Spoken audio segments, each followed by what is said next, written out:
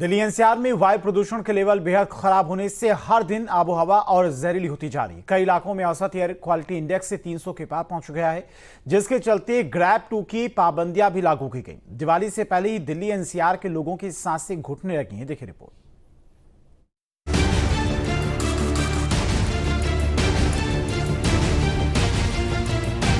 Gas chamber बना Delhi NCR.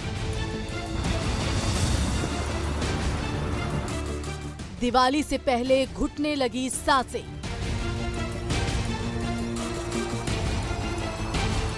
प्रदूषण से लोगों का घुटने लगा दम।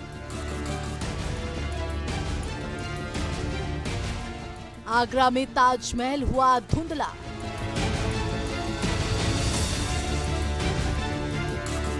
नोएडा में सबसे ज्यादा प्रदूषण।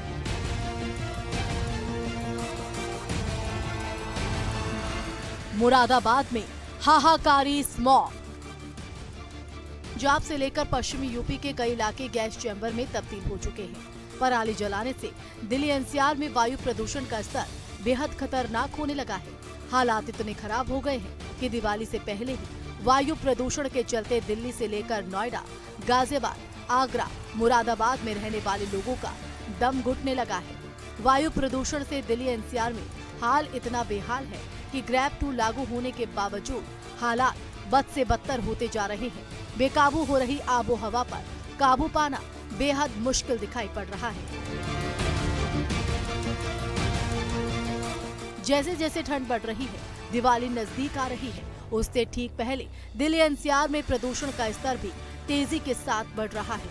बीते कुछ दिनों में ही वायु की गुणवत्ता खराब से बेहद खराब की श्रेणी में पहुंच गई है। हवा जहरीली होने से लोगों की सांसें फूलने लगी हैं। बात नोएडा की करें तो यहाँ इस सीजन में अब तक सबसे ज्यादा प्रदूषण वाला बुधवार ही है। नोएडा का AQI 327 तक पहुँच गया है।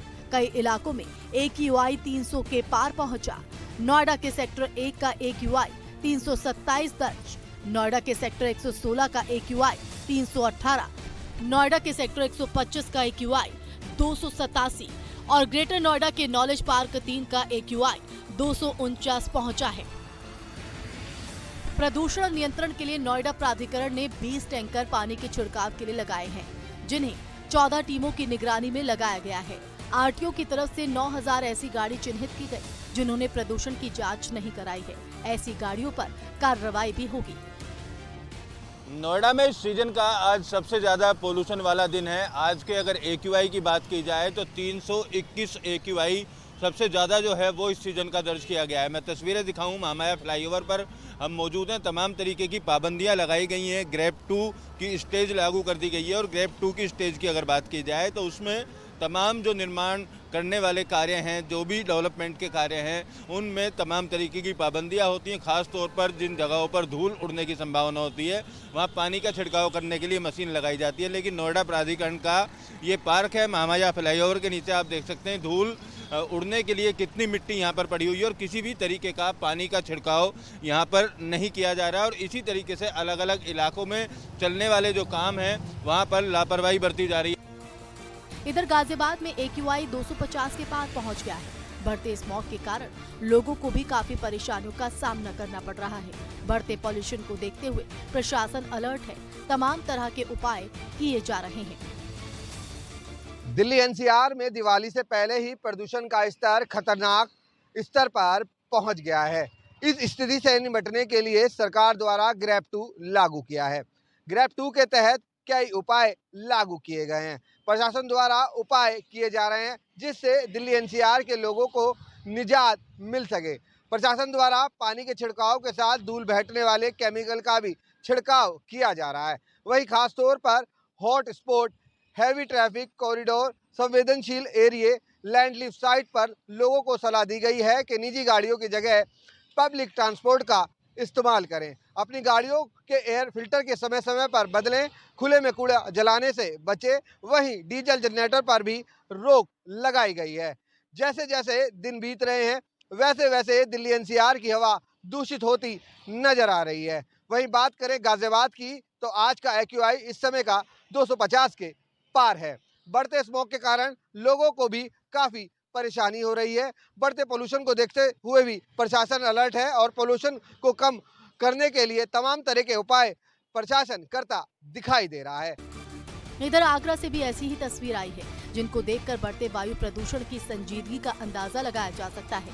यहाँ ताजमहल पर स्मॉग की परत साफ देखी जा सकती है, जिसके चलते ताजमहल धुंधला दिख रहा है। पॉल्यूशन अब बढ़ रहा है, दीपावली आ रही है, उसमें तो बहुत ही ज़्यादा पॉल्यूशन बढ़ेगा। जैसे हम कुछ दिन से आ रहे हैं मेहता पार्क में मैच खेलने के लिए, तो हम पॉल्यूशन देख पा रहे हैं। जैसे कि ताज में पहले दिखता था, अब तो इनविजिबल वैसा ही हो चुका है। तो हमें पॉल्यूशन पे ध्यान देना चाहिए कि ज़्यादा से ज़्यादा पॉल्यूशन ना हो। आगरा के साथ साथ यूपी के कई और जिलों में भी प्रदूषण की मार देखी जा रही है। मुरादाबाद में लगातार स्मॉग से लोग परेशान हैं।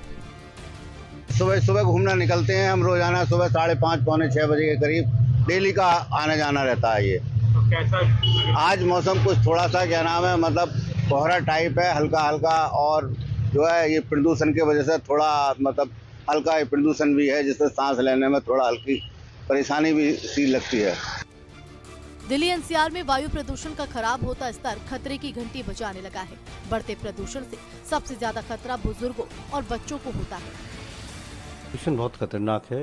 एक इंटरनेशनल रिपोर्ट जो आई है 2024 में ही आई है, उसने क्लियरली दिखाया कि 8 मिलियन से ज़्यादा लोगों की मौत हुई थी 2021 में एयर पोल्यूशन के कारण। कोविड से ज़्यादा है वो। और दूसरा ये भी देखा गया कि भारत में भी जो मॉडलिंग स्टडीज़ हुई हैं उसमें थोड़ा सा भी पोल्यूशन बढ़े, 10 माइक्रोग्राम पर मीटर क्यूब इंक्रीज़ हो एयर पोल्यूशन, तो उससे एकदम मोर्टेलिटी बढ़ जाती है। और ये शॉर्ट टर्म की बात है, लॉन्ग टर्म की बात नहीं। लॉन्ग टर्म में तो हम बड़ी और चीज़ें देखते हैं। दिल्ली एनसीआर में पटाखा छोड़ने पर पहले से ही बैन है। एक हफ्ते के बाद 31 अक्टूबर को दिवाली का त्योहार है। अगर दिवाली पर दिल्ली एनसीआर वालों ने हर साल की तरह जमकर आतिशबाजी की, तो सोचिए वायु प्रदूषण बढ़ने और जहरीली हवा से लोगों का कितना बुरा हाल हो सकता है। Team news state.